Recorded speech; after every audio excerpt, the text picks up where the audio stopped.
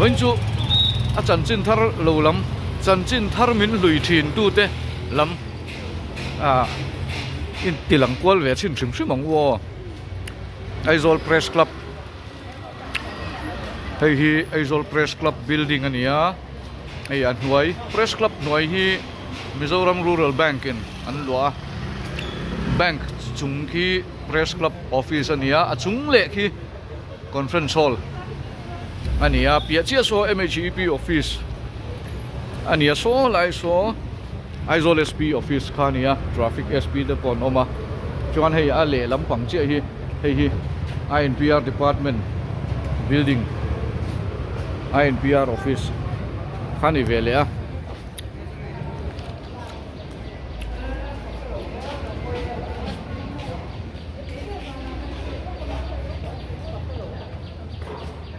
hei hi mani loka an hon tak INPR building thar lian chiari run ti khania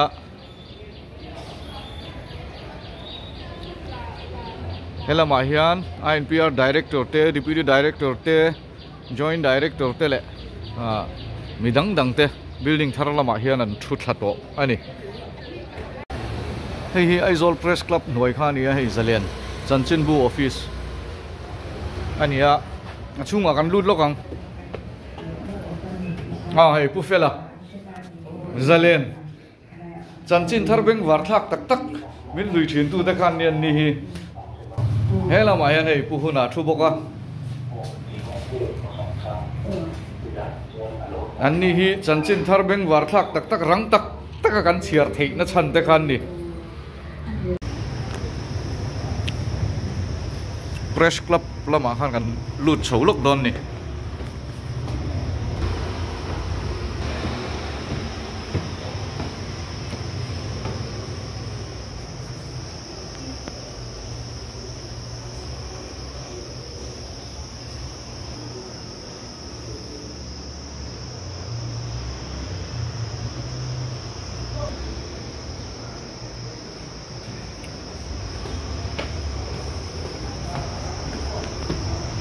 alam hi office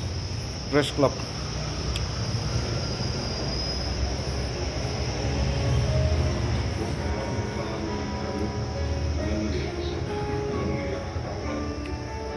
hei sarte a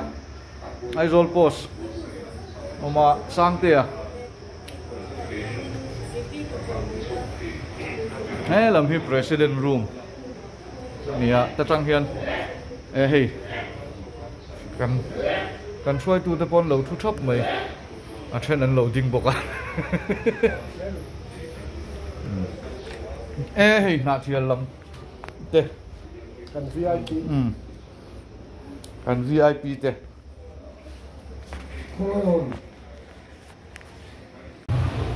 tikan hei mi chunga hian Press Club conference hall kha oma ki ta chunga library te a om boka Press Club conference hall ka chu TV le mate po kan hu zinganga kan thleng chhori lo mai anga INPR office lama kan kwal le thuak chinam ei hela million chiari run lu thak na khania hela mi hei office building luilam khani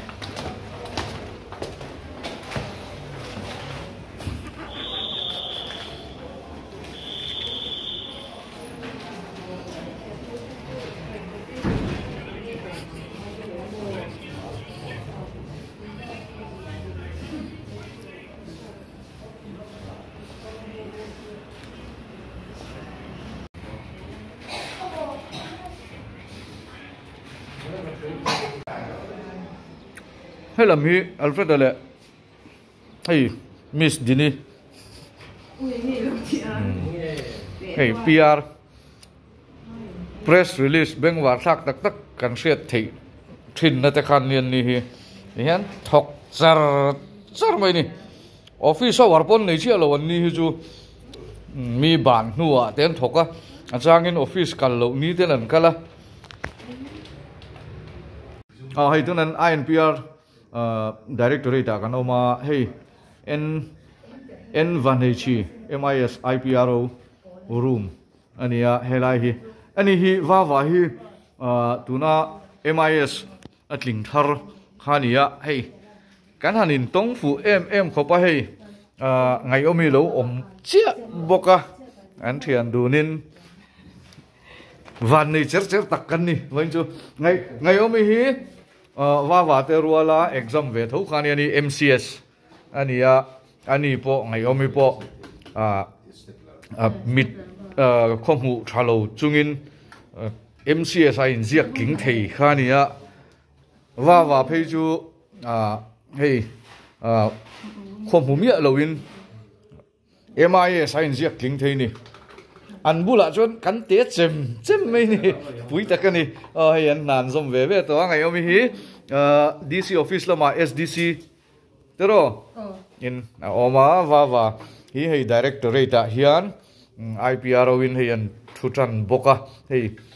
kenio nang kan thok khou chho do na ni bere a phurom khop mai ngoi ni hei kan in tong no la a lom om khop mai hei kan nom line wa thian ten hei an ron chi bai do na a thian te kha tu te nge ni kha chunga Bitumru ania di Kumin Khan class 10 di Apasa van ro pui em ama in chom self support tan ko sa mo na ro pui lu tu apula mi hi ko parte ang si bai ang video ni etro apoi mo kha te hi panania khomoi khwa ni tu family support pa ngai MA PUCS line ya an class ate po to parang ni chini mo ni ro pui lu tu ringo perfect ni nan sir ama chom kami dira ni ta ti chung khan to parte ni chini mo sa chu lo zong zo pa so perfect zel hi when su van nei kan in ti le mai ngai omi lo om boka kan tluk lo lir đập lui ni thế đó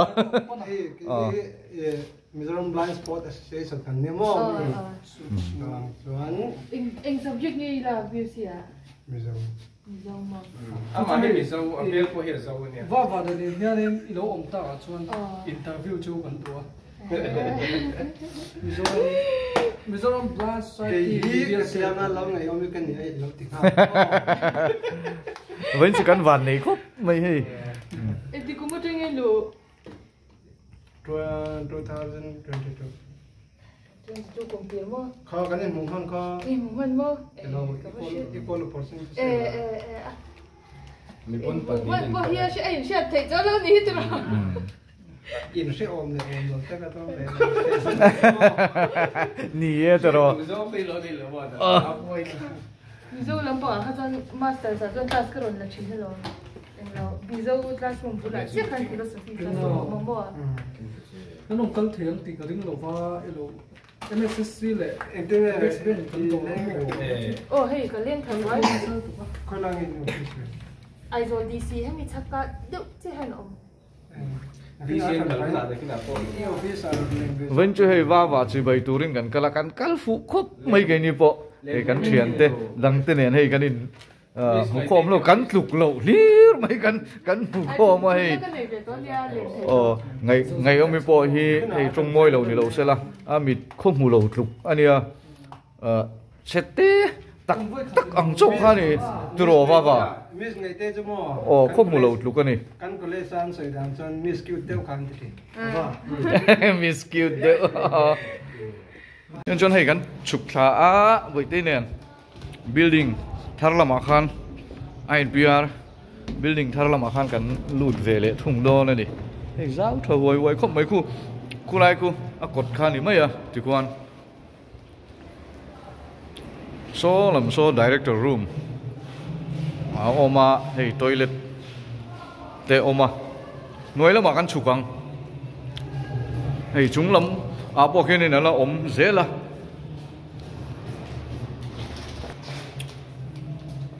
ที่ข้านให้ ki lai ki kot khani le mai ta in hoi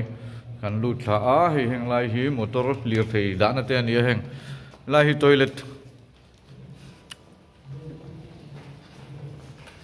nia elai hi deputy director pu pratapa tlangwal pu pratapa tlangwal pu pratapa room ani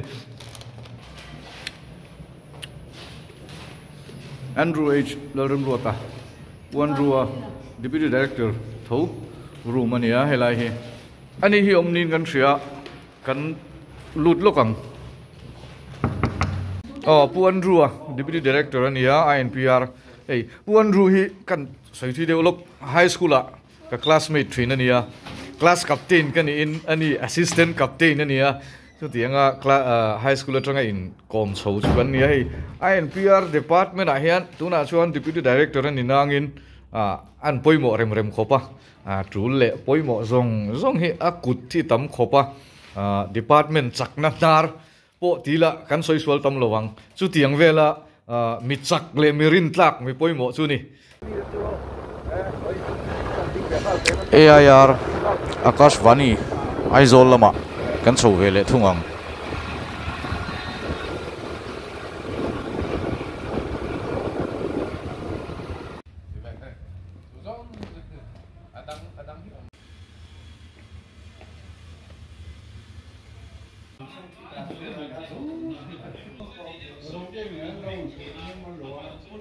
ti roi ani hei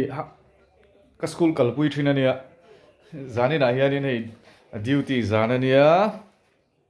kanin ke ka duty nen kanin nang fu chat mai mase kan hosan leang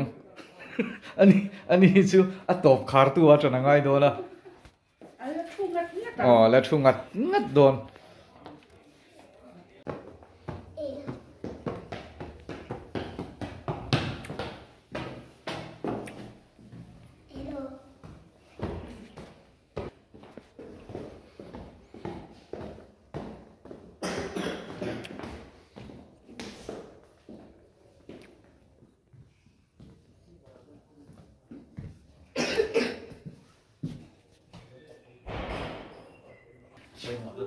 pu ai se ka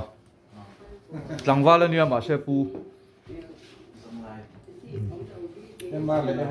hei chu pu tak tak pu zira sang pui kha pe ai la pu tak tak to zo sang pu ya po kan pi berani hi pi ai ri ni eng lo nen zong zong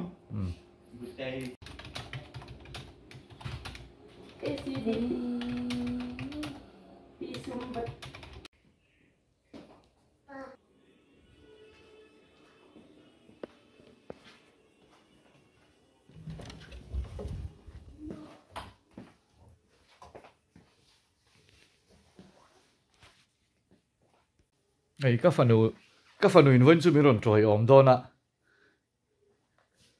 exam an zo to a hei exam an zo to a radio ti chwa tur hei thu puang don diang lal mangai zuali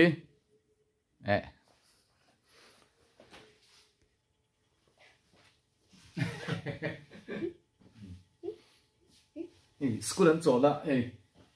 kan thok mi ron troi om don ani news a puang ve don niang hei chan chin thari puang don mi hei session lai nia tunan assembly budget session kalme ka zantin chun lama session a an thu soi tlang pui te zona le chan na an chi teng te kha zan lama AIR Akashvani Aizol atangin tlang pui ron ti chua thin ania zanin lama tele kar le lama te po session chung zongin zantin tiang khan kan ron ti thin dona in lo ngai tha thin don nia